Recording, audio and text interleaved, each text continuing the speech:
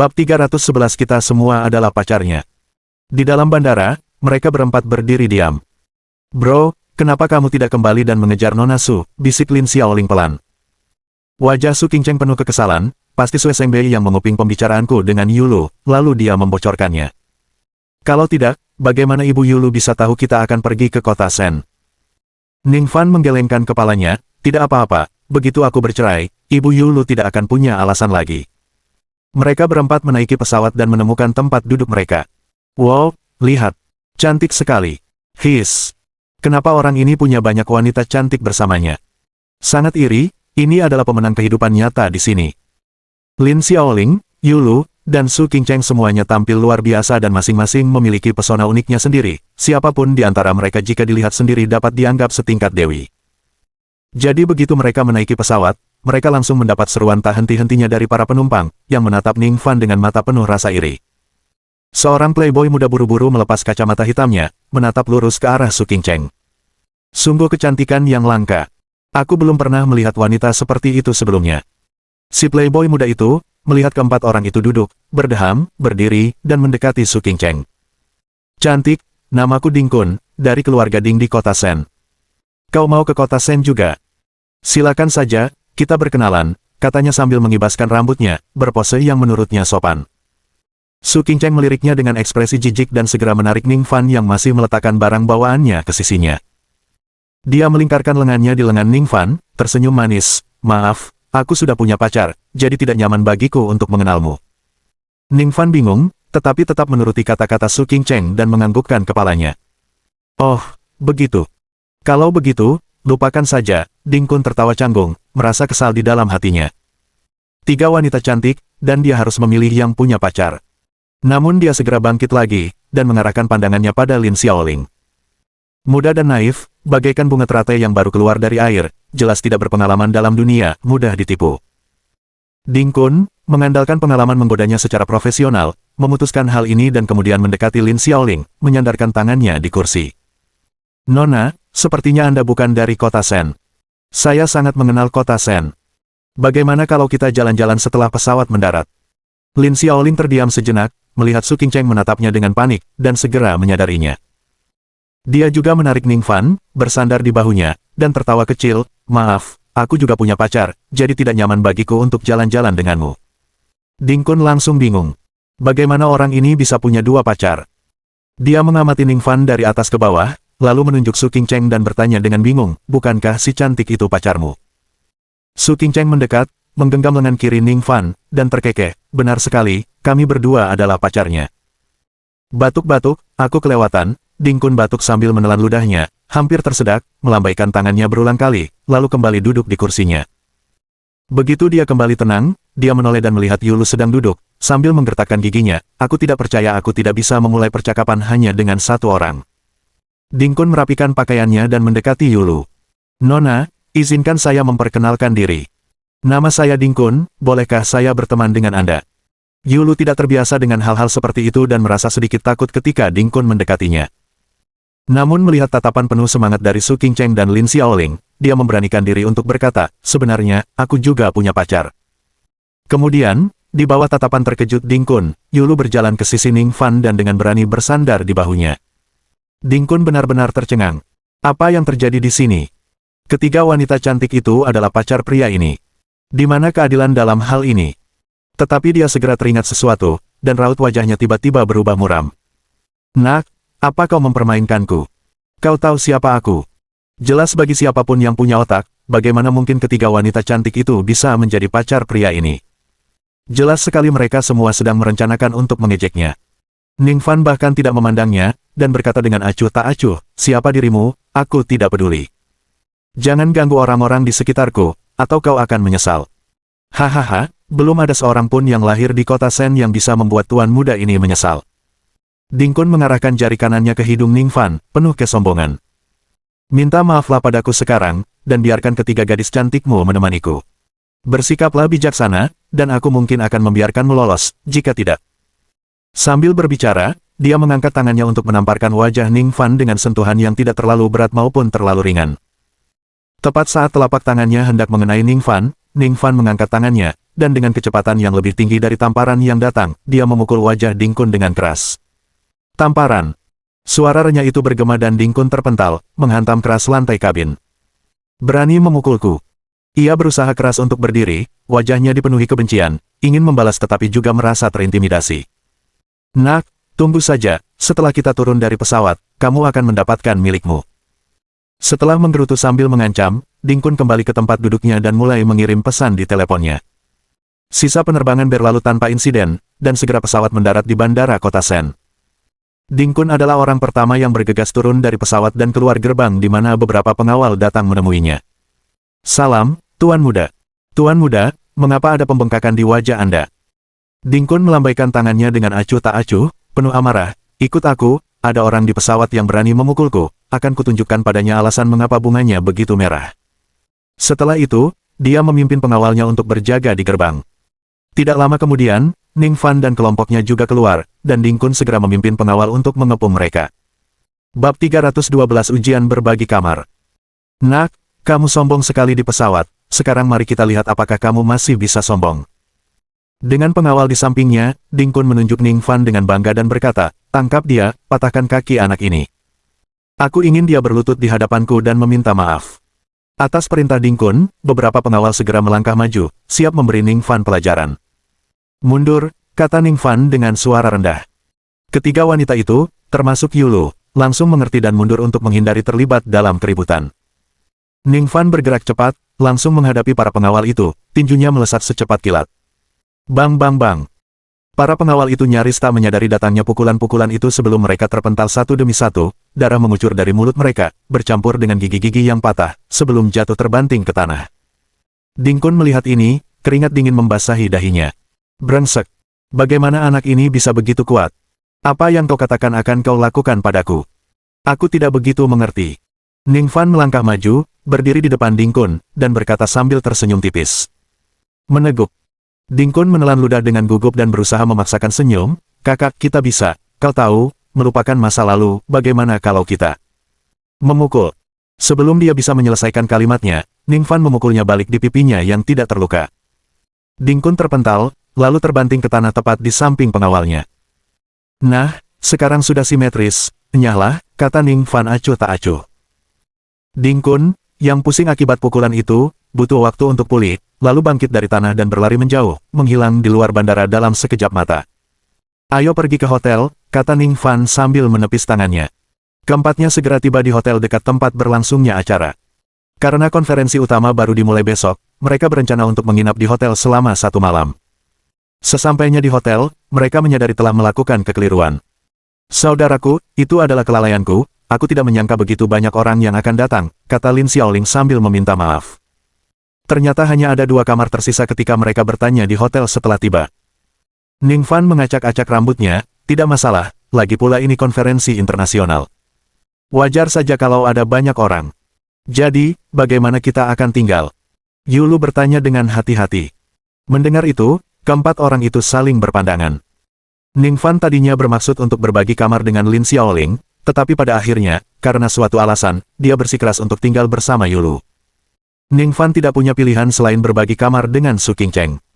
Kak, kamu dan Nona Su kan sudah akrab satu sama lain, jadi sekamar seharusnya tidak jadi masalah, goda Lin Xiaoling sebelum tertawa dan menyeret Yulu ke kamar mereka. Ning Fan dan Su Qingcheng bertukar pandang, keduanya merasa agak tidak berdaya. Ayo pergi. Kita kan pernah sekamar, kata Su Qingcheng sambil mengangkat barang bawaannya dengan penuh kemurahan hati. Ning Fan mengikutinya, tanpa menyadari rona merah di pipinya. Mereka masuk ke kamar, merapikan barang-barang mereka sebelum duduk beristirahat di tempat tidur. Aku capek banget, aku mau mandi dulu, kata Su Qingcheng sambil mengambil handuk mandi dan menuju kamar mandi. Namun, tiba-tiba, kejadian di Lake Heart Island terlintas di benaknya. Kebenaran di balik kejadian itu adalah sesuatu yang masih belum sepenuhnya dipahaminya. Setelah dia diberi obat bius, apakah Ning Fan memanfaatkan kerentanannya? Matanya bergerak cepat ke sana kemari, dan saat Ning Fan tidak melihat, dia diam-diam menyalakan kamera ponselnya dan meletakkannya di luar kamar mandi, mengarahkannya ke arah Ning Fan. Aku ingin tahu apakah kamu mau mencoba mengintipku saat mandi. Kemudian, Su Qingcheng memasuki kamar mandi dan mulai mandi. Setelah selesai mandi, dia kembali ke kamar dan meminta Ning Fan untuk mandi juga. Saat Ning Fan sedang mandi, Su Qingcheng mengambil teleponnya untuk memeriksa rekamannya. Dalam video tersebut, Ning Fan duduk di sofa sepanjang waktu, tidak melakukan gerakan apapun, hanya berdiri ketika keluar dari kamar mandi. Ternyata kau memang seorang pria sejati, pikir Su Qingcheng dalam hati, namun ada sedikit rasa kecewa yang tak kentara muncul. Seorang wanita cantik seperti dirinya berbagi kamar dengan Anda dan membuka pakaian untuk mandi di hadapan Anda. Namun, Anda tidak tergerak sedikit pun. Su Qingcheng tak dapat menahan diri untuk menundukkan kepalanya, mengamati bentuk tubuhnya. Apakah aku benar-benar tidak memiliki daya tarik? Saat Ning Fan selesai mandi, Su Qingcheng masih berdiri di depan cermin, tampak bingung, apa yang sedang kamu lihat? Su Qingcheng terkejut, lalu segera duduk di tempat tidur dan berkata dengan nada mendesak, aku sedang memeriksa apakah berat badanku bertambah. Membosankan, Ning Fan menggelengkan kepalanya. Beberapa saat kemudian, Yulu dan Lin Xiaoling selesai merapikan barang-barang mereka dan datang ke kamar mereka. Kak, kami mau belanja. Mau ikut? Tanya Lin Xiaoling bersemangat. Dia menghabiskan sebagian besar waktunya di River City dan jarang keluar, jadi dia sangat ingin tahu tentang Sen City. Bagus, aku tidak ada kegiatan lain. Aku ikut denganmu, timpal Su Qingcheng. Tinggal di ruangan yang sama dengan Ning Fan hanya akan membuatnya merasa canggung. Namun Ning Fan menggelengkan kepalanya, tidak, silakan saja bersenang-senang. Aku masih ada urusan lain. Benarkah? Baiklah kalau begitu. Lin Xiaoling tidak memaksa, tetapi mengingatkannya untuk kembali lebih awal karena mereka akan menghadiri konferensi keesokan harinya. Setelah itu, ketiga wanita itu meninggalkan hotel bersama-sama. Setelah mereka pergi, Ning Fan memanggil taksi di pinggir jalan. Tujuannya adalah keluarga Sen di kota Sen. Tujuan utamanya datang ke kota Sen adalah untuk menemukan tunangannya, Sen Bingying, dan memutuskan pertunangan. Bab 313 mencari Sen Bingying. Tuan, Anda tahu tentang keluarga Sen, kan? Tanya Ning Fan saat dia masuk ke dalam mobil. Sopir itu meliriknya melalui kaca spion dan terkekeh. Anak muda, apakah Anda juga akan menghadiri pesta ulang tahun ke-100 Tuan Tua Sen? Perjamuan ulang tahun ke-100. Ning Fan tampak bingung. Ya, mereka yang menuju ke Sen hari ini pasti datang untuk menghadiri perjamuan Tuan Tua Sen, kata sopir itu sambil terkekeh sambil mengemudi. Keluarga Sen memang luar biasa. Kalau soal kekayaan, tak ada keluarga lain di kota Sen yang berani bicara kecuali mereka. Dalam beberapa tahun terakhir, Tuan Besar Sen telah menjadikan keluarga Sen sebagai keluarga terkaya di kota Sen. Perjamuan 100 tahun ini acara besar, kudengar ini hanya untuk selebritas dan keluarga besar, semuanya akan hadir. Dan di sana, segala macam hidangan lezat dari pegunungan dan laut, semua yang berenang di langit atau berjalan di tanah, semuanya ada. Uang yang dihabiskan untuk jamuan ini bagaikan air mengalir. Saat sopir itu berbicara, ia tiba-tiba melirik Ning Fan lagi, bingung, anak muda, karena kau menghadiri perjamuan, kenapa kau datang dengan tangan kosong, bahkan tanpa hadiah? Itu tidak akan berhasil, yang lain akan berpikir kau tidak menghormati Tuan Tua Sen. Namun, Ning Fan hanya tersenyum tipis dan berkata dengan tenang, saya di sini bukan untuk memberi hadiah, melainkan untuk menagih utang. Menagih hutang? Ya, selain menagih utang, aku juga harus mengembalikan sesuatu kepada keluarga Sen. Mendengar ini, sang pengemudi tak kuasa menahan diri untuk melirik Ning Fan beberapa kali, lalu tertawa terbahak-bahak. Kau benar-benar punya selera humor, nak. Keluarga Sen adalah keluarga terkaya di kota Sen, siapa sih yang bisa ke sana untuk menagih utang? Kukatakan padamu, anak muda, seriuslah dalam apa yang kau lakukan dan katakan. Membual seharian tidak akan membawamu kemanapun, tetap membumi adalah kunci kesuksesan. Jika kamu pergi ke keluarga Sen dan mengatakan hal semacam ini, kamu mungkin akan diusir. Menghadapi godaan pengemudi, Ning Fan tidak menjelaskan apapun.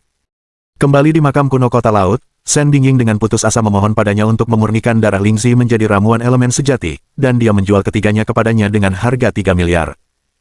Namun, dibandingkan dengan utang 3 miliar, Ning Fan lebih khawatir tentang apakah dia bisa berhasil membatalkan pertunangan.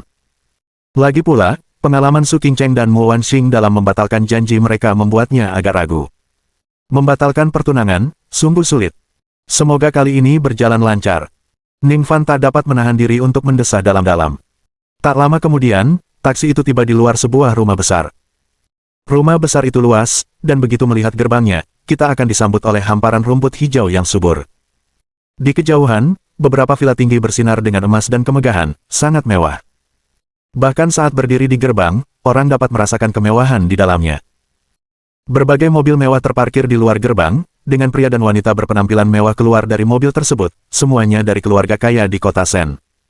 Karpet merah panjang digelar di depan gerbang, membentang hingga ke bagian depan villa. Ning Fan membayar ongkos, lalu keluar dari mobil dan mendekati gerbang manor. Saat hendak masuk, ia dihentikan oleh beberapa petugas keamanan. "Tuan, tolong tunjukkan undangannya," kata penjaga itu dengan hormat.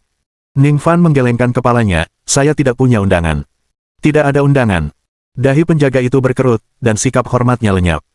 "Kalau begitu pergilah, hari ini adalah jamuan makan Tuan Tua Sen, dan tidak ada orang yang menganggur diizinkan masuk." Tak jauh dari situ, sopir taksi itu belum pergi dan menggelengkan kepalanya sambil mendesah saat melihat Ning Fan dihentikan oleh para penjaga. Anak-anak muda zaman sekarang, tanpa bakat yang nyata, cuma mikirin penumpang gelap. "Nah, lihat, kan? Dia dicekal karena nggak dapat undangan, kan?" Ning Fan menatap para penjaga dan berkata dengan sungguh-sungguh, "Saya kenal Sen Bingying. Saya di sini hari ini untuk menagih utang, dan kebetulan juga untuk mengembalikan sesuatu." "Kau kenal Nona Sen?" "Jangan ngomong sembarangan," kata penjaga itu dengan nada menghina, "tidak diundang, tidak boleh masuk. Hari ini kami sudah bertemu beberapa orang sepertimu yang mencoba menyelinap masuk." "Benar juga, apa kau pikir kami saudara-saudara ini bodoh? Orang serendah dirimu mau bergabung dengan keluarga Sen. Kembalilah ke tempat asalmu, jangan buat kami melakukan kekerasan fisik." Penjaga lainnya mencibir serempak. Ning Fan menghela napas, "Aku benar-benar perlu menemui Sen Bingying untuk membicarakan sesuatu, jadi kuharap kau mengizinkanku lewat." "Tidak mau bicara denganmu, pergi saja." Salah satu penjaga kehilangan kesabaran dan mengulurkan tangan untuk mendorong Ning Fan. "Akan kukatakan sekali lagi, aku di sini untuk urusan bisnis dengan keluarga Sen, bukan untuk membuat masalah." Ning Fan sedikit mengernyit, perawakannya tak tergoyahkan bagai gunung, penjaga itu sama sekali tak dapat mendorongnya, malah tersentak oleh kekuatan itu. "Aku yang ngurusin urusan ibumu. Pergilah ke neraka." Para penjaga menjadi marah, mengambil tongkat mereka, dan mengayunkannya ke arahnya. Ning Fan mendesah dan menghadapi para penjaga secara langsung. Bang bang bang. Dengan gerakan telapak tangannya yang cepat, ia melemparkan para penjaga itu hanya dalam beberapa detik, mendarat di tanah, sambil merintih kesakitan. Mengabaikan mereka, Ning Fan langsung berjalan masuk ke dalam rumah besar itu. Di dalam rumah besar, dinding yang disepu emas cemerlang berkilauan dengan cahaya yang mengalir, benar-benar mewah. Para pria berjas membawa gelas anggur dan berbincang dengan penuh semangat, sementara para wanita berkumpul, mendiskusikan gaun mahal mereka dan gosip terkini masyarakat kelas atas. Saat ini, tempat ini dipenuhi oleh sebagian besar kaum elit kota Sen, yang masing-masingnya dipandang sebelah mata oleh rakyat biasa. Di tengah-tengah perjamuan, sekelompok anak muda berkerumun bersama, wajah mereka penuh dengan senyum menjilat. Nona Sen dan Tuan Muda Sen adalah pasangan yang serasi, keturunan Tuan Tua Sen yang sungguh layak. Memang, Tuan Muda Sen tampan dan terpelajar, begitu luar biasa di usianya yang masih muda, sungguh patut ditiru. Di tengah kerumunan, seorang pria dan wanita berpakaian mahal, memegang anggur merah, dengan ramah menerima pujian yang datang dari mana-mana. Mereka adalah pewaris generasi ketiga keluarga Sen, Sen Bingying, dan sepupunya, Sen Wanxin. Bab 314. Kamu tidak mengenalku, tapi aku mengenalmu. Sen Bingying mengenakan gaun merah panjang hari ini, riasan wajahnya sangat indah, matanya berbinar-binar seperti bintang, senyumnya mekar bagai bunga. "Terima kasih semuanya atas pujiannya, tapi aku sungguh tidak pantas menerima pujian seperti itu." Ia memegang segelas anggur merah, menutup mulutnya sambil terkekeh pelan. Seorang pria muda melambaikan tangannya dan berkata, "Hal yang paling saya kagumi dari Nona Sen adalah dia pergi sendirian mencari Blood Lingxi. Dia benar-benar pahlawan wanita." Kata-katanya langsung menarik perhatian semua orang yang hadir. Setelah menyesap anggurnya, ia berbicara dengan antusias. "Sebulan yang lalu, Nona Sen berpetualang ke pedalaman sendirian untuk menemukan Lingxi darah yang ajaib itu. Ia meracik pil pemanjang umur dan berhasil memperpanjang umur Tuan Sen yang sudah tua. Bahaya yang dihadapinya sungguh berbahaya. Kalau aku yang melakukannya, aku pasti takkan bisa kembali." Mendengarkan kisah pemuda itu, kekaguman halayak terhadap Sen Bingying bertambah, dan mereka bergantian menyanjung dan memujinya. "Nona Sen sungguh luar biasa. Nona Sen, saya bersulam untuk Anda. Anda memang teladan bagi generasi muda kota Sen." Bibir Sen Bingying melengkung membentuk senyum saat dia menikmati sanjungan semua orang, merasa sangat senang di dalam hati. "Syukurlah aku bertemu dengan orang yang bernama Ning Fan, kalau tidak, aku pasti tidak akan mampu membawa kembali pil perpanjangan umur." Petik 1. Sen Bingying tidak dapat menahan diri untuk mengingat kejadian sebulan lalu. Saat itu, di makam kuno kota laut, dia hampir mati di tangan roh-roh pendendam, tetapi Ning Fan muncul dan menyelamatkannya. Ia ingin membeli Blood Lingxi, tetapi Ning Fan menolaknya. Akhirnya, ia terpaksa menulis surat utang sebesar 30 miliar dan membeli 3 eliksir buatan Ning Fan, yang disebut True Elemental Elixir. Namun saat Shen Bingying kembali, dia mengganti nama ramuan elemen sejati menjadi pil perpanjangan umur. Petik 1. Mengingat kembali perjalanannya ke makam kuno itu membuatnya menggigil dan dia diam-diam berpikir dalam hati. Saya pasti tidak akan pergi ke tempat berbahaya seperti itu lagi. Tepat saat dia tengah menikmati pujian semua orang, seorang penjaga keamanan tiba-tiba berlari ke dalam rumah besar dengan panik, langsung menuju ke arah Shen Bingying. Apa yang kau lakukan? Berlarian seperti itu, tegur Shen Wanxin dengan nada tidak senang. Petugas keamanan itu segera memperlambat laju kendaraannya, berjalan mendekati Shen Bingying, dan berkata dengan cemas, "Nona, ada seorang pemuda bermarga Ning yang memaksa masuk ke dalam rumah, mengaku ingin bertemu dengan Anda." Mendengar ini, wajah Shen Bingying menjadi pucat. Nama belakang Ning, mungkinkah dia? Bagaimana dia bisa menemukan keluarga Shen? Sebelum Shen Bingying dapat pulih dari keterkejutannya, sesosok tubuh tinggi telah berjalan melewati gerbang, bayangannya memanjang karena sinar matahari di depannya. "Nona Shen, sungguh tidak mudah bertemu dengan Anda," ujar Ning Fan dengan suara tenang, yang seketika menarik perhatian semua orang di sekitarnya. "Siapa orang ini? Beraninya dia menerobos masuk ke rumah keluarga Shen. Orang ini punya nyali."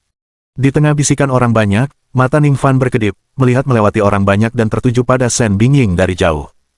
"Siapa kamu?" Wajah Shen Bingying berubah beberapa kali, dan akhirnya, dia menggertakkan giginya dan berkata dengan suara dingin. "Kamu tidak mengenaliku." Ning Fan sedikit terkejut, lalu terkekeh dingin dan berkata dengan tenang, "Kau mungkin tidak mengenaliku, tapi aku mengenalimu, Shen Bingying. Aku di sini untuk menemuimu karena dua hal. Hal pertama yang harus dilakukan adalah menagih utangmu. 30 miliar yang kau berutang padaku, sekarang saatnya untuk membayarnya." Desir.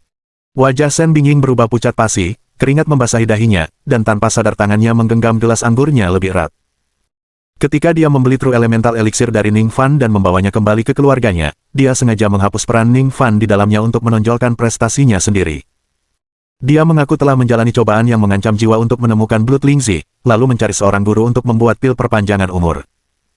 Dia mengira Ning Fan tidak akan pernah datang ke kota Shen untuk menuntut pembayaran, tetapi tidak pernah menyangka Ning Fan benar-benar akan muncul. "Kamu gila. Nona Shen berutang 30 miliar padamu, lelucon macam apa itu? Dari mana orang gila ini datang? Cepat bawa dia keluar dari sini. Keluarga Shen adalah yang terkaya di kota Shen, mereka mau berutang padamu." Konyol. Mendengar perkataan Ning Fan, kerumunan orang mula-mula menjadi kacau, lalu mulai mengejek, memperlakukan Ning Fan seolah-olah dia orang gila. "Nak, kau bilang Nona Shen berutang padamu, apa buktinya?" Pria muda yang paling keras memuji Shen Bingying menunjuk Ning Fan dan mengejeknya. Ning Fan mengeluarkan selembar kertas dari dadanya dan berkata dengan tenang, "Ini adalah surat utang yang ditulis tangan oleh Shen Bingying sendiri, dengan sidik jarinya sebagai bukti." Shen Bingying menjadi pucat saat melihat Ning Fan mengambil surat utang itu. 30 miliar. Meskipun aset keluarga Shen berjumlah ratusan miliar, itu tetap saja aset. Siapapun yang pernah berbisnis, pasti paham bahwa aset dan arus kas adalah dua konsep yang sangat berbeda. Menarik 30 miliar uang tunai sekaligus, bahkan untuk keluarga Shen, yang disebut-sebut sebagai orang terkaya di kota Shen, akan sangat menyakiti mereka. Pada saat itu, alis Shen Wanxin berkerut dalam, lalu ia mengulurkan tangannya ke arah Ning Fan dan berkata, "Coba kulihat surat utang itu. Aku perlu memverifikasi keasliannya." Ning Fan melemparkan surat utang itu dengan santai, surat itu terbang di udara dan mendarat dengan lembut di telapak tangan Shen Wanxin. Shen Wanxin membuka surat utang itu, berdiri di samping Shen Bingying, dan setelah membandingkannya dengan saksama, ekspresinya menjadi serius. "Kak, ini benar-benar surat utang yang kamu tulis." Tulisan tangan dan sidik jarinya sama. Shen Wanxin berbicara dengan suara yang hanya bisa didengar mereka berdua. Shen Bingying mengangguk pelan, suaranya tegang saat berbisik, "Aku yang menulisnya. Apa yang harus kulakukan sekarang?" Bab 315. Merobek IOU. Tatapan mata Shen Wanxin berubah, dan seringai dingin muncul di sudut mulutnya. "Kakak, jangan khawatir, aku akan membantumu menyelesaikan ini." Dia berbalik, dan di depan semua orang, dengan cepat merobek surat utang itu menjadi beberapa bagian dan kemudian melemparkannya ke arah Ning Fan. Siapa yang tahu surat utang ini asli atau palsu? Datang begitu saja membawa surat utang dan berharap menagih utang. Apa kau benar-benar mengira keluarga Shenku ini ATM? Apakah surat utang ini asli atau palsu? Kamu bisa bertanya pada kakakmu, kata Ning Fan, matanya sedikit menyipit saat dia berbicara dengan nada berat. Shen Wanxin melirik adiknya dan mencibir, entah itu asli atau palsu, apa pentingnya sekarang? Kamu tidak punya bukti bahwa adikku berutang padamu, enyahlah kalau kamu tahu apa yang baik untukmu.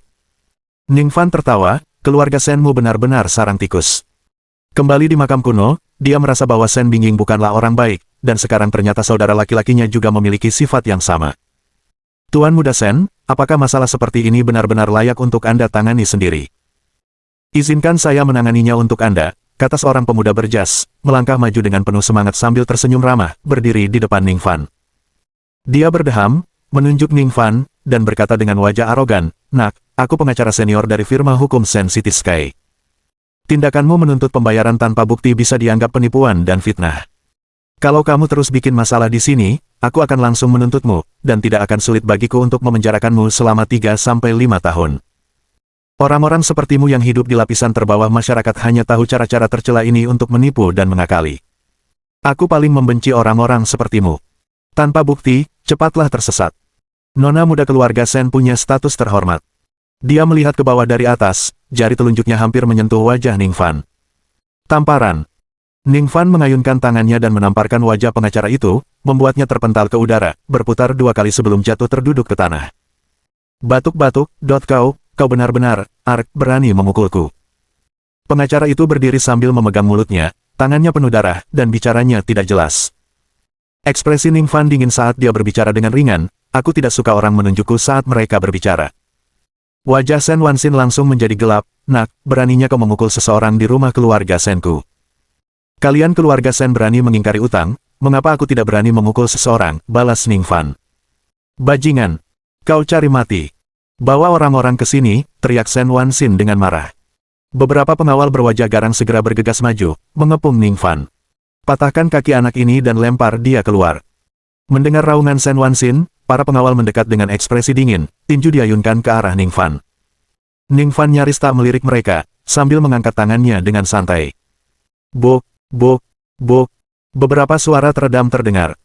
Para pengawal bahkan tak bisa bereaksi sebelum mereka diterbangkan oleh Ning Fan, terguling di udara sejauh lebih dari 12 meter sebelum jatuh terbanting ke lantai, darah menyembur dari mulut mereka. Batuk-batuk, orang ini. Para pengawal tergeletak di tanah, menggeliat kesakitan. "Baiklah, kau bukan hanya memukul tamu keluarga Sen, tapi kau juga berani menyentuh pengawal kami." Sen Wanxin menatap Ning Fan dengan tatapan sinis, "Nak, kau akan menyesali ini." Setelah berbicara, dia mengangkat teleponnya dan mulai meminta bantuan. "Hanya kalian yang akan menyesali ini." Ning Fan menggelengkan kepalanya dan melanjutkan, "Karena kamu ingin menolak utang itu, mari kita bicarakan masalah kedua." "Apa hal kedua?" Sen Bingying, tidak dapat berpura-pura tidak mengenal Ning Fan lagi, bertanya sambil mengerutkan kening. Ning Fan meliriknya, kini tidak lagi merasa sayang pada wanita ini. "Hal kedua, aku datang ke sini untuk membatalkan pertunangan kita." Suara mendesing.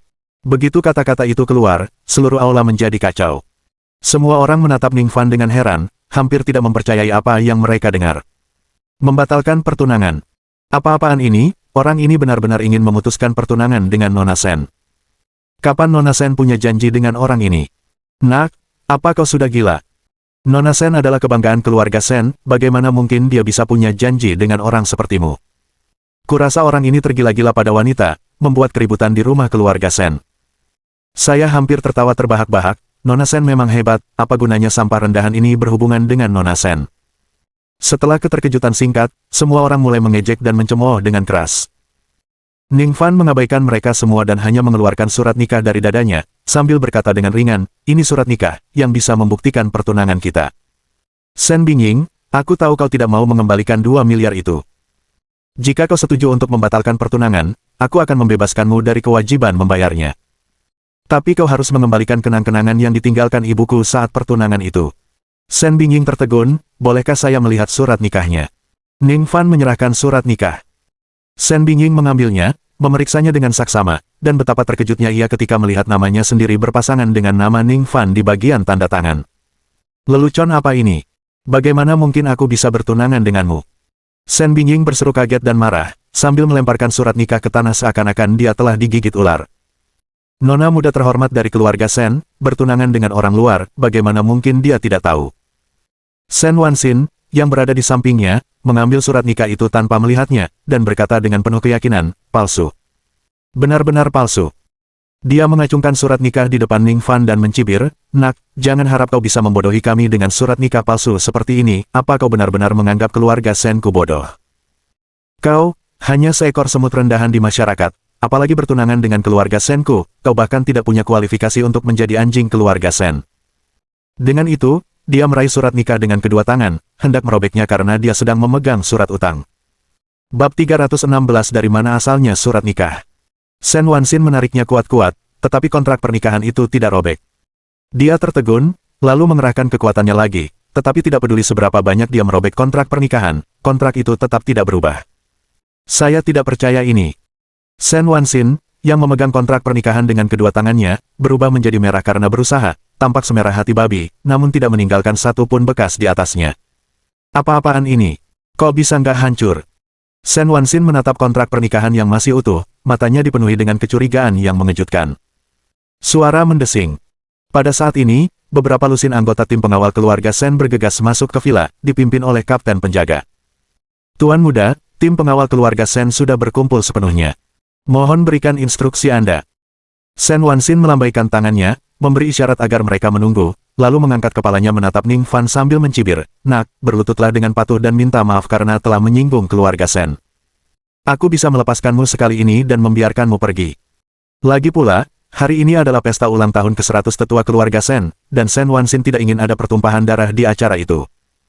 Kalau ada yang harus berlutut dan minta maaf, itu bukan aku, tapi kamu dan adikmu," ujar Ning Fan acuh tak acuh.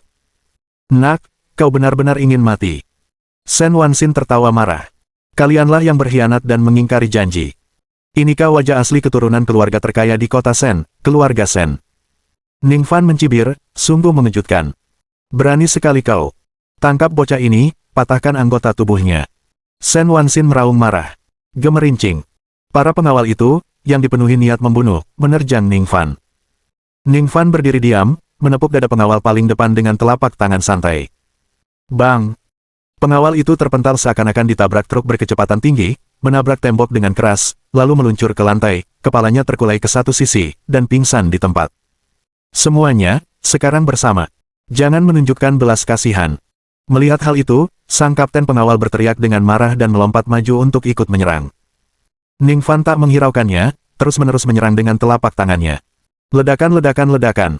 Tiap-tiap telapak tangan membuat seorang pengawal melayang. Dalam sekejap mata, beberapa lusin pengawal tewas. Saat Ning Fan melemparkan para pengawalnya, dia sengaja mengarahkan mereka ke arah Sen Wanxin, menumpuk puluhan pengawal di atasnya untuk membentuk gunung pria. Sen Wanxin, terkubur di bawah gunung manusia ini dengan hanya kepalanya yang terlihat, tampak seperti seekor monyet yang terperangkap di bawah gunung, seperti dalam kisah Gunung 5 Elemen. "Bajingan! Aku akan membunuhmu." Mata Sen Wanxin memerah saat dia meraung marah. Kapankah dia, putra kebanggaan keluarga Sen, pernah dipermalukan atau menderita penghinaan seperti itu? Para tamu juga terkejut dengan kejadian yang tiba-tiba ini. Adapun Sen Bingying, wajahnya berubah pucat pasi saat kenangan mereka di makam kuno kota laut tanpa sadar memenuhi pikirannya. Sen Bingying sebagian besar sudah melupakan pengalaman di CCT, tetapi setelah melihat kehebatan bela diri Ning Fan, dia sekali lagi teringat akan ketakutan pada saat itu. Rasa dingin tampaknya menyelimuti Sen Bingying. "Ning Fan, aku..." Dia ragu-ragu, baru saja hendak berbicara, ketika sebuah teriakan menggelegar datang dari belakangnya. "Bajingan! Siapa yang berani membuat masalah di rumah keluarga Senku?" Seorang lelaki setengah baya melangkah keluar, berjalan dengan aura seekor naga dan sikap seekor harimau, wajahnya menampakkan ekspresi yang mengesankan bercampur dengan amarah. Di belakangnya ada seorang lelaki tua berjubah hijau, tangannya terselip di balik lengan bajunya, tampak tidak mencolok. Melihat penyelamatnya, Sen Bingying melangkah maju dengan cepat. Ayah akhirnya tiba." Ini adalah ayah Sen Bingying dan Sen Wanxin, Sen Qifa.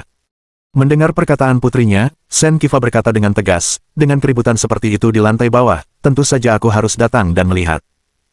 Awalnya dia berada di lantai atas bersama orang yang lebih tua, tetapi seorang pelayan datang melaporkan adanya masalah di lantai bawah, sehingga dia pun turun. Melihat Sen Qifa muncul, para tamu menyambutnya satu demi satu. "Kepala keluarga Sen, sudah lama. Kepala keluarga Sen, sudah berhari-hari aku tidak melihatmu. Kamu masih terlihat bugar seperti biasanya." Orang di belakang kepala keluarga Sen, apakah itu Zhang Fang? Melihat lelaki tua di belakang Sen Qifa, beberapa orang tak kuasa menahan diri untuk berteriak kaget. Zhang Fang, seniman bela diri yang pernah menyebabkan badai berdarah di kota Sen. Konon, dengan kekuatan Grandmaster setengah langkahnya, dia mengalahkan Grandmaster tingkat pertama. Dengan begitu banyak tahun yang telah berlalu, dia pasti telah melangkah ke alam Grandmaster. Siapa yang mengira sosok sekuat itu akan menjadi pelindung kepala keluarga Sen? Seperti yang diharapkan dari orang terkaya di kota Sen, mampu merekrut petarung sekuat itu, sungguh mengesankan. Alis Sen Qifa berkerut, dan dia bertanya dengan suara berat, apa sebenarnya yang terjadi di sini?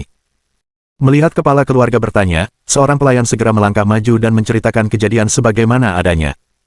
Setelah memahami apa yang telah terjadi, Sen Qifa tampaknya teringat sesuatu, dan mulai berpikir.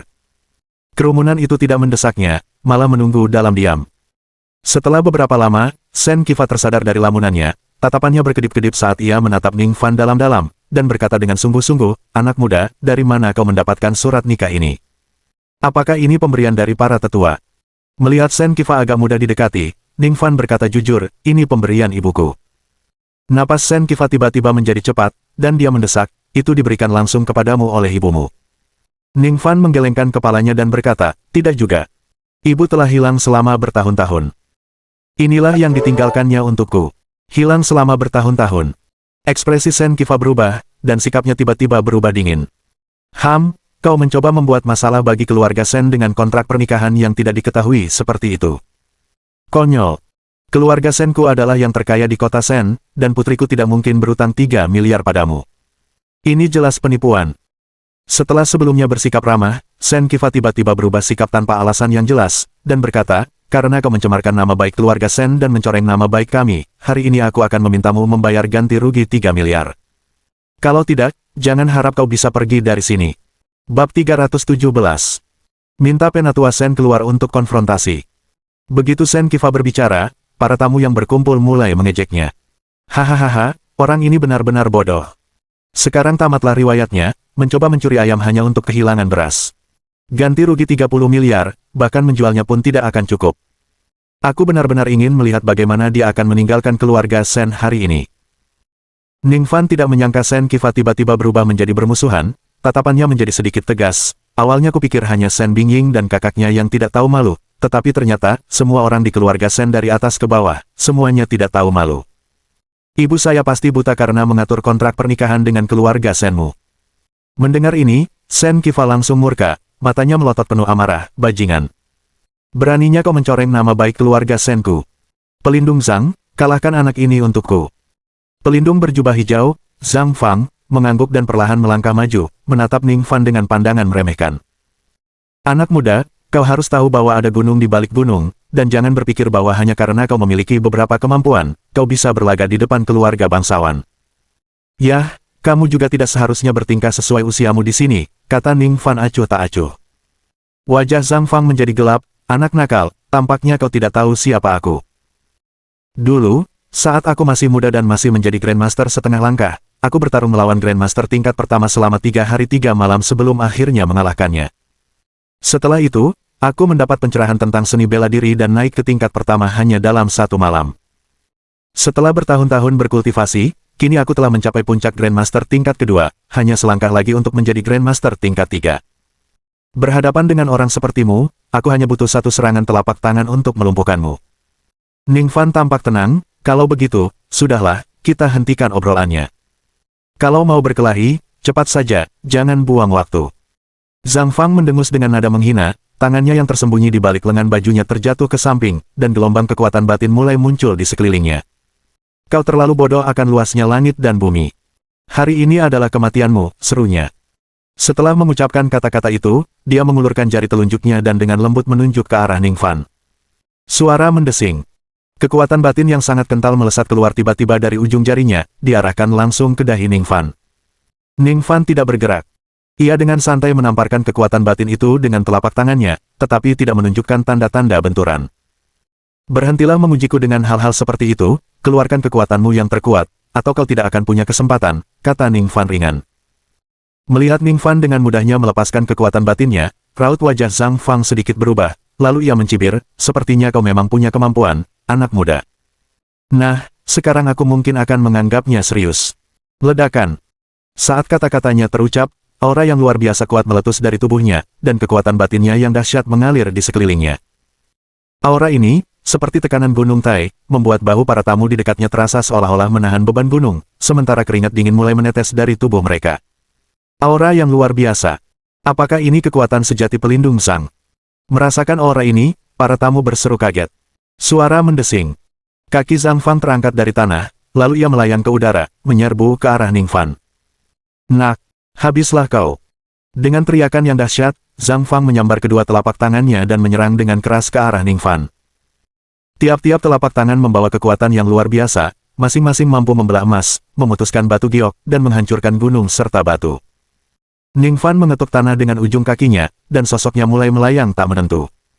Ledakan, ledakan, ledakan.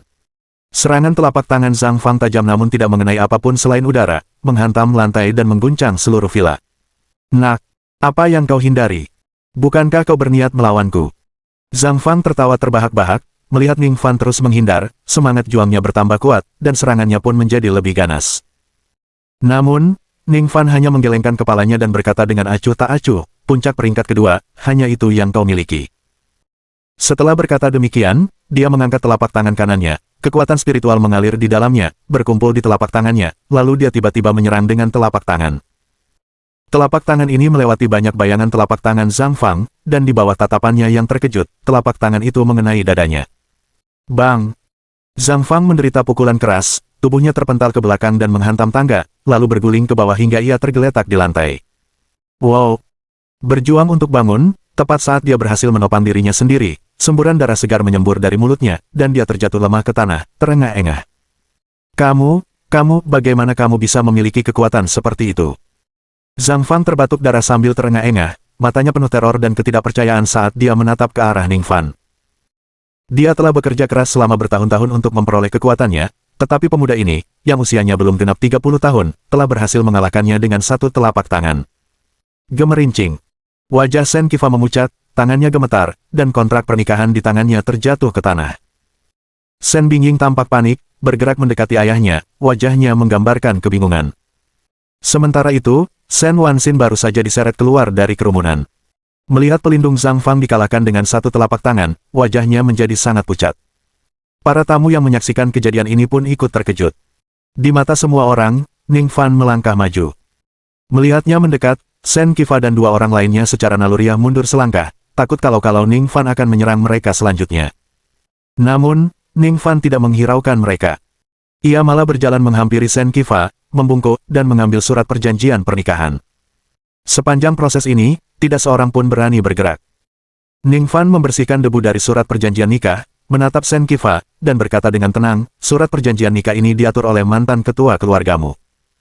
Suruh Tuan Shen datang untuk menjelaskan masalah ini, dan kau akan tahu apakah surat perjanjian nikah ini asli atau palsu. Akan tetapi, ekspresi semua orang berubah drastis, wajah mereka menampakkan ekspresi aneh saat mereka menatap Ning Fan. Bingung, Ning Fan menoleh ke Shen Bingying, di mana kakekmu? Hari ini perayaan ulang tahunnya yang ke-100, bukankah dia ada di sini? Setelah menjual ramuan elemen sejati kepada Shen Bingying, mungkinkah dia tidak memberikan ramuan itu kepada kakeknya? Sambil menggigit bibir bawahnya, Shen Bingying ragu sejenak, lalu berbicara pelan, kakekku, dia masih koma. Masih koma. Ning Fan menunjukkan ekspresi bingung. Kakek saya koma lebih dari setengah bulan yang lalu. Meskipun adik perempuan saya membawa pil pemanjang umur untuk menyelamatkan nyawanya, pil itu justru membuatnya tetap hidup. Sekarang kakekku seperti tanaman hidup, dan kau masih ingin dia menghadapimu. Itu keterlaluan. Dengan mata merah dan penuh air mata, Shen Wanxin dengan marah menunjuk ke arah Ning Fan dan menggeram. Bab 318 mengkhianati keluarga Shen. Kau sudah keterlaluan, seru Shen Bingying dengan wajah penuh duka dan amarah. Kakekku sudah jadi sayur, tapi kau masih saja berkata begitu. Anak ini datang hanya untuk membuat masalah. Ayah, kita sama sekali tidak boleh melepaskannya. Shen Wanxin menoleh dan berkata dengan nada kesal. Wajah Shen Qifa juga dipenuhi amarah, dan dia berteriak, Liu Wu, Xie Chen, Fang Hui, di mana ketiga pelindung itu? Desir, desir, desir. Tiga tetua terbang dari luar kerumunan, dan berbaris di depan Shen Qifa. Kami telah melihat Tuan Shen. Ketiganya membungkuk serempak, berbicara dengan hormat. Melihat ketiga pelindung itu, para tamu tak kuasa menahan diri untuk berseru kaget. Ketiga pelindung ini semuanya ahli tingkat tinggi. Mereka masing-masing lebih kuat dari Zhang Fang, dan mereka sudah terkenal bahkan lebih awal. Tidak dapat dipercaya, keluarga Sen benar-benar membawa mereka semua ke sini. Anak ini pasti sudah mati. Dengan ketiga pelindung yang beraksi, dia tidak akan bisa kabur meskipun dia punya sayap. Mata Sen Qifa gelap, kulitnya berubah hitam, dan kedalaman matanya dipenuhi amarah. Ning Fan, mengingat masa muda dan ketidaktahuanmu, aku akan memberimu kesempatan. Berlututlah dan minta maaf sekarang juga, telan surat nikah yang kau bawa, lalu bayar 30 miliar sebagai ganti rugi atas kehormatan keluarga Sen, dan aku bisa melepaskanmu. Jika tidak, tunggu saja kematianmu. Ning Fan mencibir, mengejek, kalian, keluarga Sen, yang tidak jujur dan tidak dapat dipercaya. Kalau ada yang harus memberi kompensasi dan meminta maaf, seharusnya kalian. Mendengar hal itu, Sen Qifa tak lagi membuang kata, melambaikan tangannya yang besar, turunkan dia untukku. Ketiga pelindung itu mengangguk, berbalik, dan melangkah maju, mengelilingi Ning Fan dalam formasi segitiga. Nak, kau mampu mengalahkan Zhang Fang, dan itu memang butuh keterampilan, kata pelindung Liu Wu sambil tersenyum dingin, sayangnya, kita bertiga adalah gunung yang mustahil kau lampaui. Xie Chen berkata dengan dingin, siapapun di antara kita bisa mengalahkan Zhang Fang dengan satu gerakan. Kau bukan tandingan kami. Untuk menjatuhkanmu, aku sendiri sudah cukup. Fang Hui berteriak pelan, langkah kakinya bergerak, menyerang langsung ke arah Ning Fan. Dia segera menghampiri Ning Fan, dan sebuah pukulan yang dikaruniai kekuatan batin dahsyat diayunkan ke arah Ning Fan. Namun, telapak tangan kanan Ning Fan menyerang lebih cepat, dan mendarat dengan keras di dadanya. Bang! Fang Hui mendengus dan terpental beberapa meter ke belakang sambil menyemburkan darah. Menarik. Giliranku. Melihat ini, Xie Chen melambung ke angkasa, kaki kanannya terangkat tinggi, menebas bagaikan kapak perang, membawa angin bersiul bersama kekuatannya yang dahsyat. Ning Fan juga mengangkat kaki kanannya, melancarkan tendangan tinggi yang kuat yang mendarat di tubuh Xie Chen. Bang! Xie Chen terlempar seperti karung robek. Sialan! Aku nggak percaya kamu sekuat itu. Liu Wu menggertakkan giginya, kedua kakinya dengan kuat mendorong tanah, dan dia menyerbu maju seperti seekor lembu liar, tinjunya melepaskan tenaga dalam yang dahsyat dan diarahkan langsung ke pelipis Ning Fan. Ning Fan mencibir, mengubah jari-jarinya menjadi pedang, dan mengarahkannya tepat ke dahi lawan. Semburan. Semburan darah mengucur dari dahi Liu Wu, ia terhuyung dan jatuh ke tanah. Orang ini kuat. Bergabunglah. Fang Hui berteriak dengan suara rendah, telapak tangannya menghantam tanah dengan keras, dan dia melompat dengan ganas. Dua pelindung lainnya juga bangkit, berdiri di samping Fang Hui. Ketiganya berdiri dalam garis vertikal, telapak tangan mereka bertumpu pada punggung orang di depan mereka, dengan Fang Hui di garis depan. Kekuatan batin yang dahsyat mengalir deras dari tubuh orang terakhir, melewati tubuh orang di tengah, dan akhirnya berkumpul pada Fang Hui. Nak, pergilah ke neraka.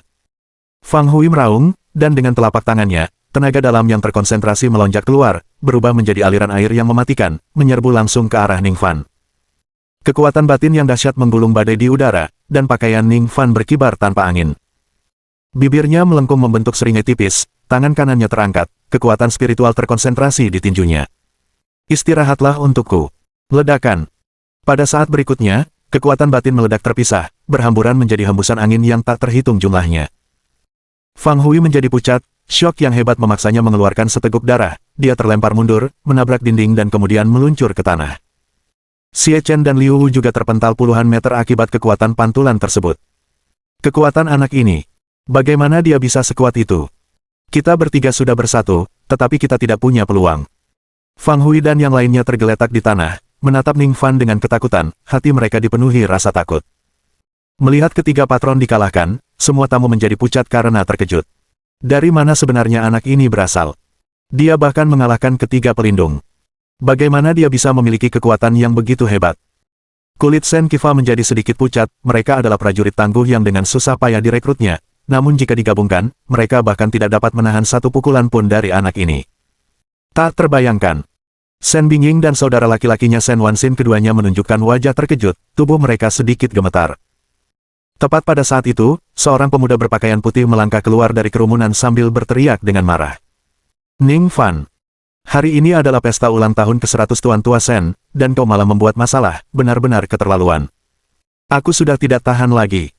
Ketika para tamu melihat pemuda berpakaian putih, mata mereka langsung berbinar. Bukankah itu Lu Wuchen? Kudengar dia sedang mendekati Nona Sen, tapi Nona Sen tidak pernah setuju. Dia adalah kepala olah harimau bumi sekte lagu ilahi, dengan kekuatan yang luar biasa. Dia pasti mampu menghadapi Tuan Ning ini. Kepala Balai Lu, beri orang ini pelajaran yang berat. Bab 319. Sekte Lagu Ilahi, Tuan Muda Olah Harimau Bumi. Kedatangan Lu Wuchen segera menarik perhatian semua orang. Orang-orang memperhatikan Lu Wuchen yang tinggi dan tegap, sambil berbisik-bisik percakapan di sekelilingnya. Kudengar Olah Harimau Bumi dari Sekte Lagu Ilahi akhir-akhir ini sedang gencar memperluas kekuatannya. Bukankah itu benar? Beberapa pasukan lokal kita telah diambil alih oleh Earth Tiger Hall. Terakhir kali saya pribadi melihat beberapa keluarga menjadi cukup akrab dengan orang-orang dari Earth Tiger Hall. Seperti kata pepatah, bahkan naga yang perkasa tidak akan mampu mengalahkan ular lokal. Kekuatan lokal di kota Sen berakar kuat, dan harus bersatu untuk melawan kekuatan eksternal. Tetapi berbagai kekuatan di kota Sen telah langsung dikuasai oleh Earth Tiger Hall. Ini hanya bisa berarti satu hal. Artinya, kekuatan Earth Tiger Hall telah jauh melampaui kekuatan gabungan kekuatan lokal tersebut. Yang tidak kau ketahui adalah betapa hebatnya Lu Zantang, ayah Lu Wuchen dan Master Aula Harimau Bumi. Seorang sumber tersenyum puas, mencerahkan khalayak.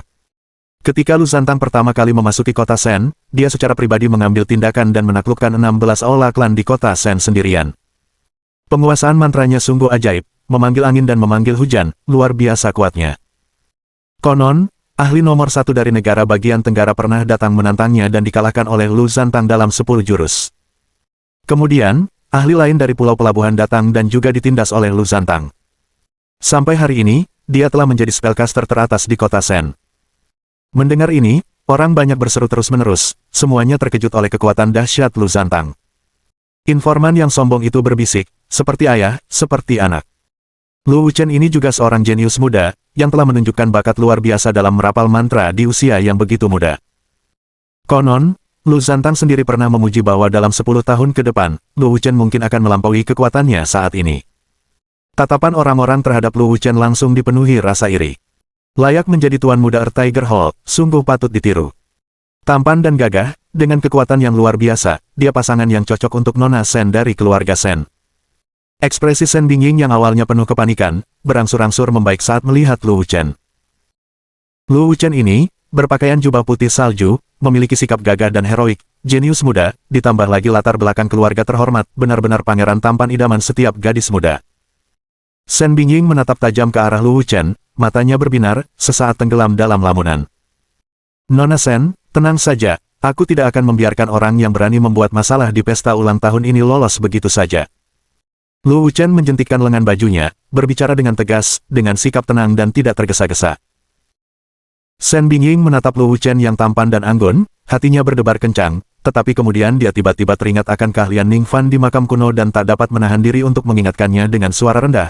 Tuan muda Aula Lu, Ning Fan ini bukan orang lemah, dia bisa menghancurkan pistol dengan tangan kosong, dan dia juga sangat ahli dalam teknik Feng Shui. Dia masih ingat bagaimana pengawalnya langsung dijatuhkan oleh Ning Fan.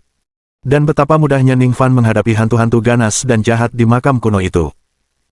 Lu Wuchen tersenyum tipis, tangannya tergenggam di belakang punggung, dan berkata dengan percaya diri, Nona Sen, jangan khawatir. Setelah diajari oleh ayah saya selama bertahun-tahun, saya tidak berani mengatakan bahwa saya tak terkalahkan di dunia, tetapi di antara generasi muda, hanya sedikit yang bisa menandingi saya.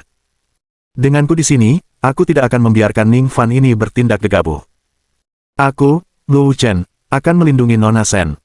Kata-kata itu membuat mata Sen Bingying berbinar-binar, tergila-gila tak tertandingi. Lu Wuchen menatap Ning Fan dan berkata dengan acuh tak acuh, dilihat dari kemampuanmu, kau tampaknya seorang jenius bela diri, tapi sayang sekali kau bertemu denganku. Seni bela diri mungkin kuat, tetapi merapal mantra lebih unggul, dan di alam yang sama, seorang perapal mantra yang terlatih dapat dengan mudah menghancurkan seorang seniman bela diri. Ning Fan tersenyum dan menjawab dengan tenang, baik seni bela diri maupun merapal mantra, tak satu pun penting bagiku, karena aku bukanlah seorang seniman bela diri maupun perapal mantra. Lu Wuchen berkata dengan enteng, hehe, kau mengakuinya atau tidak, tak masalah. Nona Sen sudah menceritakan semua tentangmu kepadaku. Kau juga tahu teknik Feng Shui, kan? Tapi teknik Feng Shui ini hanyalah keterampilan remeh. Sedalam apapun penguasaanmu, itu tak ada artinya sebelum merapal mantra. Mereka mungkin hebat dalam menghadapi roh jahat, tapi melawan spellcaster hanya dengan mengandalkan ilmu bela diri dan teknik Feng Shui saja masih jauh dari cukup. Ning Fan melambaikan tangannya dengan acuh, cukup bicaranya, lanjutkan saja kalau kau ingin bertarung. Hehe. Lu Wuchen tertawa dingin, sepertinya kau benar-benar bodoh. Apa kau pikir aku akan bicara padamu tanpa alasan? Sudah kubilang, aku seorang spellcaster, bicara denganmu hanya untuk memberi waktu persiapan, dan kau tahu itu tapi tetap membiarkanku bicara denganmu. Membiarkan seorang spellcaster bersiap adalah keputusanmu yang paling bodoh. Hari ini, dalam konfrontasi kita, kalian akan dikalahkan. Ningfan mengangkat alisnya dan terkekeh dingin, kalau begitu aku akan memberimu sedikit waktu lagi untuk bersiap. Izinkan aku bertanya sesuatu. Aula harimau bumi milikmu, tentu saja berada di bawah wewenang sekte lagu ilahi, kan? Lu Wuchen tidak menduga pertanyaan ini dan mengangguk, ya, ada apa? Bagus sekali, aku baru saja memusnahkan aula elang langit sekte lagu ilahi milikmu, sekarang aku akan mengurus aula harimau bumi milikmu. Ningfan berkata dengan dingin, aku berencana untuk memusnahkan semua aula di bawah sekte lagu ilahi milikmu. Kau menghancurkan Sky Eagle Hall. Lu Wuchen tertegun sejenak, lalu tertawa terbahak-bahak, suaranya penuh dengan cemoohan. Konyol, aula elang langit memang kuat, hanya sedikit lebih lemah dari aula harimau bumiku. Beraninya kau mengaku menghancurkan mereka sendirian. Kesombonganmu itu terlalu tinggi. Melihat betapa sombongnya dirimu, hari ini aku akan memberimu pelajaran. Dengan itu, Lu Wuchen mengangkat tangannya dan melambaikannya ke arah Ningfan. Suara mendesing. Bola api seukuran kepalan tangan tiba-tiba terbang keluar dari telapak tangannya, melesat langsung ke arah Ningfan. Bab 320. Teknik magis. Bahkan Ningfan mengangkat alisnya sedikit. Ini adalah pertama kalinya dia melihat seseorang menggunakan mantra asli. Namun setelah dipikir-pikir lagi, apa yang telah ditemuinya sejauh ini mencakup seni bela diri dengan pelepasan kekuatan batin secara eksternal, ki jahat yang menakutkan dan suram, dan sekarang mantra legendaris, apa yang begitu aneh tentang itu? Dunia ini tidak pernah biasa seperti yang terlihat oleh orang kebanyakan. Belum lagi, dia sendiri memiliki warisan misterius peninggalan ibunya yang 10 kali lebih ajaib dari mantra ini, bukan? Haha, lihatlah teknik bola api milikku. Lu Wuchen tertawa terbahak-bahak saat bola api seukuran kepalan tangan keluar dari telapak tangannya. Api yang dahsyat itu membentuk busur di udara, menyebabkan atmosfer di sekitarnya melengkung. Ningfan menunggu hingga bola api itu hanya beberapa inci dari wajahnya sebelum dia melangkah ke samping dengan ringan dan menghindar dengan langkah samping yang anggun. Apakah ini mantra yang sudah lama kau persiapkan? Agak terlalu remeh, kata Ningfan dengan nada mengejek. Mendengar ejekan Ningfan, Lu Wuchen tidak marah, malah, sudut mulutnya terangkat membentuk senyum dingin. Wah, kalau aku sudah mempersiapkan selama ini, bagaimana mungkin itu hanya bola api biasa? Setelah berkata demikian, dia mengangkat tangannya dan mengucapkan mantranya lagi. Desir, desir, desir. Mana beredar saat bola-bola api meledak dari telapak tangannya satu demi satu, menuju Ningfan seperti rentetan hujan tak berujung yang turun dari langit.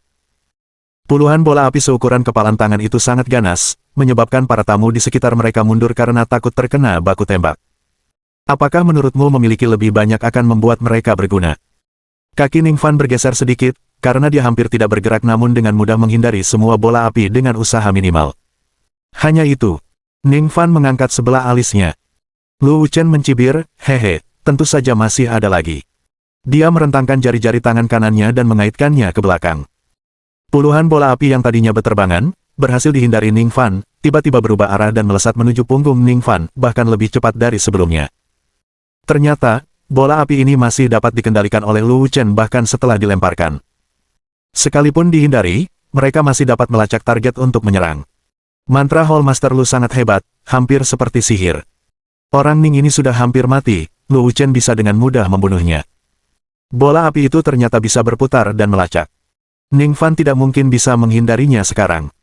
Melihat ini, orang banyak mengira Ningfan pasti akan celaka.